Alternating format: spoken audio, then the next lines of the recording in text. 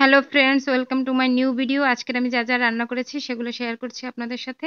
আজকে রান্না করেছি মুরগির মাংস। তো মাংসগুলোকে প্রথমে একটু হলুদ, লবণ এবং সয়া সস দিয়ে 2 ঘন্টার মতন ম্যারিনেট করে রেখেছিলাম। এরপরে একটু গরম মশলা যেমন এলাচ, দারুচিনি, লবঙ্গ এবং জিরে এগুলো বেটে নিয়েছিলাম, সাথে একটু রসুনও বেটেছিলাম। আজকে রসুন বাটা ছিল না আমার। এরপর মাংসগুলো ভেজে নিয়ে একপাশে রেখে দিয়ে চুলাতে একটি পাতিল বসিয়ে দিয়ে তাতে তেল গরম করে দুটো তেজপাতা দিয়ে দিলাম। এরপরে কিছু পেঁয়াজ দিলাম, পেঁয়াজগুলা ভাজতেছিলাম এবং অন্য চুলাতে বসিয়ে দিয়েছিলাম ডাল, মুসুরি ডাল যেটা, সে ডালের সাথে সবাই যেটা দেয়, যেমন একটু পেঁয়াজ, একটু রসুন, একটু হলুদের গুঁড়ো এবং লবণ দিয়ে ওটা সিদ্ধর জন্য বসিয়েছিলাম। এরপরে যে মশলাগুলা বেটেছিলাম সেগুলো দিয়ে দিলাম এবং তেলের সাথে হালকা মানে কিছুটা সময় হালকা ভেজেছিলাম। ভাজার পরে একটু পানি দিয়ে দিলাম, পানি দেওয়ার পর আবার মানে মশলাটাকে কষাইতেছিলাম। এরপরে হলুদের গুঁড়া, মরিচের গুঁড়া, ধনিয়ার গুঁড়া, তারপরে লবণ এগুলো দিয়ে কষাচ্ছিলাম। কষানোর পরে আদা দিয়ে দিলাম। আদা কিন্তু আমি আগেতে দিইনি, এই মুহূর্তে আমি আদাটা দিলাম। আদা দেওয়ার পরে আমার মাংসগুলা সেগুলো দিয়ে দিলাম।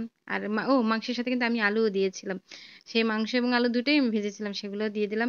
দেওয়ার পরে ভাজার পরে একটা কথা বলি এই ফাঁকে, মানে কষাচ্ছে আর একটা কথা বলি, সেটা হচ্ছে আমার মেজো আন্টি সে আমাকে বলে আমি নাকি রান্নাই পারি না। এবং তখন আমি বলছিলাম আন্টি আমি রান্না পারি তো, আমি রান্না করতে পারি। তখন সে বলে কি, যদি তোর রান্না খাইও তারপর বিশ্বাস করবো না যে তুই রান্না পারিস। এই আন্টিকে বলার জন্য এই ভিডিওটা, মানে আন্টিকে দেখানোর জন্য এই ভিডিওটা করা। তো মাংসতে একটু পানি দিয়ে তারপর আবার একটু কষাচ্ছিলাম। আমি বলি আমি খুব অনেকগুলা পানি একবারে দেই না, আমি অল্প একটু পানি দিই আর কষাই। এইভাবেই আমি মুরগির মাংস রান্না করি, জানি না কে কেমন রান্না করে। আর এদিকে আমার ডালটা একদম টকবক করে ফুটতেছিল। এরপরে ডাল ডাল ফোড়নের জন্য আমি কড়াইতে একটু তেল দিয়ে পেঁয়াজ, রসুন এগুলা ভাজতেছিলাম। সবার আগেই আমি ভাজি, যেমন এই শুকনো মরিচটা সবার আগে দিই, কিন্তু আজকের একটু শেষে দেওয়া হয়েছিল। তো তারপর ভেজে ডালে ফোড়ন দিয়ে দেওয়া হলো।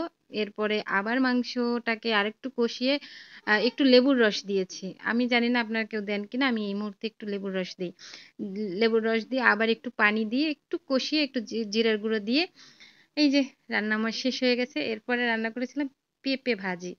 তো পেঁপে আর আলু কুচি কুচি করে ভাজি করেছিলাম, এজন্য আমি কড়াইতে একটু পেঁয়াজ, রসুন আর কাঁচামরিচ এগুলো ভেজে নিয়ে পেঁপেগুলো দিয়ে দিয়েছিলাম। তো পেঁপে এগুলো আমি কোনো পানি দিইনি, একেবারে শুকনো শুকনো ভাজতেছিলাম। আর একটু জিরের গুঁড়ো, টালা জিরের গুঁড়ো সেগুলো দিয়ে দিয়েছি। এরপরে নামিয়ে ফেলেছি। এই যে দেখুন আমার রান্নার কালার কি জোস হয়েছে না, খেতে ইচ্ছে করে না? এরপর আমি একটু ভাত নিলাম, ভাত নিয়ে এই যে দেখেন ভাত নিয়েছি অল্প পরিমাণ। তবে এর থেকে আমি বেশি ভাত, মানে এর থেকে বেশি ভাত আমি খাই।